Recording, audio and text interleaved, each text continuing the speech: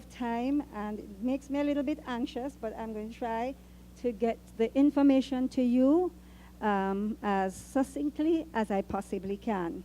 So who are we talking about? First slide, please. We are talking about a group of persons who comprise 60% of our population. And I'm talking about those between, say, 14 to 25. If we talk about up to 30, then we're talking about 64%. They are among the most vulnerable in terms of the high incidence of HIV/AIDS. They are also vulnerable in terms of being victims as well as perpetrators of crime and violence, primary victims of abuse or human trafficking, high levels of unemployment, and that has a lot to do with the fact that many do not go on to completing education, right? And many reasons for that. And of course, we have a large percentage of our youth population in prison. Notwithstanding all of these challenges, I want to reiterate that our young people are really among our most valuable assets. Next slide. And so we're talking about youth, gangs, and violence. Where are we seeing the expressions of violence? We see it in homicides, in particular, youth on youth violence. We see the violence in schools, then we see the violence among street gangs. And by gangs, I'm talking about the definition, durable, street-oriented youth group whose involvement in illegal activity is a part of their group identity. So durable means it's not just a few weeks, right? Street-oriented, they spend most of their times at the malls, on the street corners, in public spaces, parks, and so on.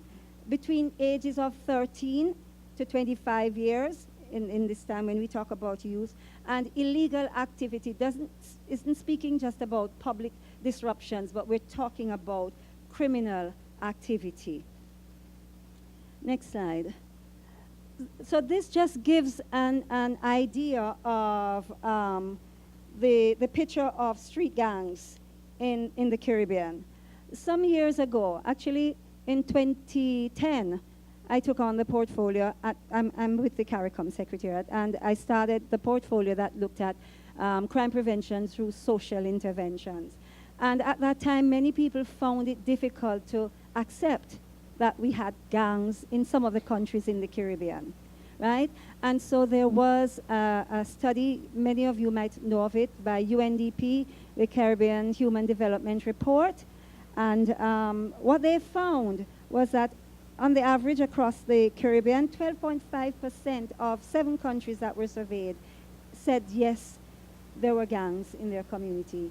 And 32.4% said these gangs were problems. But if we look at the countries by country, then you'd find something different. Because, for instance, in Jamaica, my own country, 40.7% of the persons said that gangs were there, yes, but they were also a problem. They also presented a problem. With respect to violence and one other piece of information I should tell you. They also did a study, not on the UNDP study, but research that was done in 2008. And based on official police estimates of the population of street gangs, again, we have a range, a low of 15 in one of our member states, which comprised 264 to 570 members, and a high of 268 with a membership of 3,900. So they are here. It is here. That I say thing, not talking about our young people, but this phenomenon, it is here, and we have to deal with it. Of particular concern, next slide. I don't know if you can see that, so I will share the information that I have before me here. Of particular concern is the violence that we're seeing in school. Schools are supposed to be places of learning, of education. They're supposed to be safe. That's not the case in many instances anymore. And various studies that were conducted, an OECS study in 2006, Global Health Survey 2007, other country studies are showing are showing high rates of involvement of our youngsters in schools, not only in the street gangs, but in terms of violence in schools. We're seeing bullying. We're seeing the use of weapons. We're seeing fights. We are being told of youngsters taking guns to school. We recently did, it was concluded in 2015, a program in 5 of our member states where we were looking at high-risk schools, lots of truancy, dropout, fights, and so on, and schools that were located in challenged communities. And challenge meaning the social amenities might not be there, high levels of poverty, high levels of unemployment, and so on. And what we found was that the youngsters indicated that it was easy access for drugs, easy access in some instances for guns. They take guns to school, they fight, they're parts of gangs, and they are associated with some of the more organized and structured groups out there. Next slide. This is a real challenge because when we think of the cost and the consequences of crime and violence on sustainable development, you can see there it affects every area. At the individual level, the community level, the national level, and regionally. Because there was a time, I hope things are getting better now, but there was a time when, as a region, people thought it was a risky place to come. So it affects everywhere. Next slide. Next. So this just shows the overall cost of crime and violence, ranging from, I'll continue, ranging from a low of 2.7 to 4. Yeah, okay. And this does not, these calculations were made looking at direct costs, foregone earnings, tourism receipts, opportunity costs. It does not include the psychological impact. Common risk factors, next slide. I want to say here that I've only highlighted 3, right?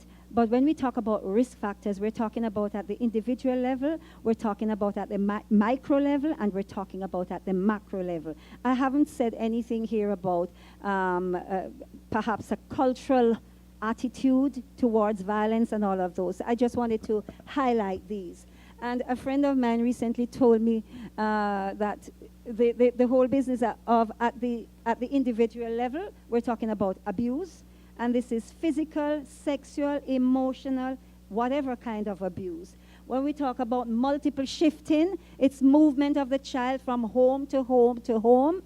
And of course, children with learning disabilities who also tend to drop out of school or fall behind. And teachers can't understand, why is this child being so troublesome? These are some of the issues. At the family level, domestic violence, they will model it. Drug use, and low expectation from the parents, or maybe even the community that they're coming out of. Well, we're born poor, we're going to stay poor. Where are we going to get the breaks? At school, lack of school connectedness, high volatility in community, lack of social capital, and so on. These are some of the common risk factors that we have been finding as it relates to the violence among young people, youth and youth violence. Next one. What this really all speaks to are what I call unmet or unaddressed needs. Every child needs to know that he or she is loved and belongs somewhere. Every child needs to know that there is a purpose in life for them. Every child needs to have boundaries set. Boundaries are good. They need that, right? And as they grow older and they can handle that widening boundaries. And so all of these are necessary for the balance and healthy development of our young people. And it's not there. It's not there. Next slide. So how do we connect the dots? For us, at the program and policy level, we are informed by research. And these are 3 of the substantive work that have been done that we've used to inform some of the programs that we're doing. But I want to say that in terms of the work that you are doing, in terms of the work that you're doing, whether it's psychology, psychiatry, or in the mental institutions, but especially this group, we need to know from you the research findings. We need to understand what's inside, what is going on. Because we see a lot on the surface in terms of the iceberg, but below it's much larger. And so we need that understanding in order to be better able to address the problems. Next slide. So for the interventions that we've been looking at, we focus on building protective factors. And it's interesting to note that the very factors that are risk factors are also protective factors, depending on how you address them. So I have 1 minute, and so what I'm going to do is just run through the other 3 slides. Just put them up, please. What this is showing is, we did a program, I mentioned it earlier on, and what we did, we heard from the young people what they thought the problem was, why there were gangs, why they were involved, what needed to be done. And we used that information to develop programs to look at, first of all, life skills. They need that. And also a mechanism for strengthening and advocating and inculcating these pro-norms values. And so what was established is something called Champions for Change Club for the youngsters in the schools, increasing employability through entrepreneurial training. Next. Capacity buildings for the parents, because that's what they said. Parenting needs to be done. The youngsters said so. And mentoring. So persons were trained, and then they were assigned to youngsters were assigned to them. And also, importantly, because you can't just work on the persons, the parents or the children, but not address the environment. And so we also engage them in what is known as crime prevention through environmental designs. Next. And that's it. Thank you very much. I feel like Usain Bolt. I think I created a record.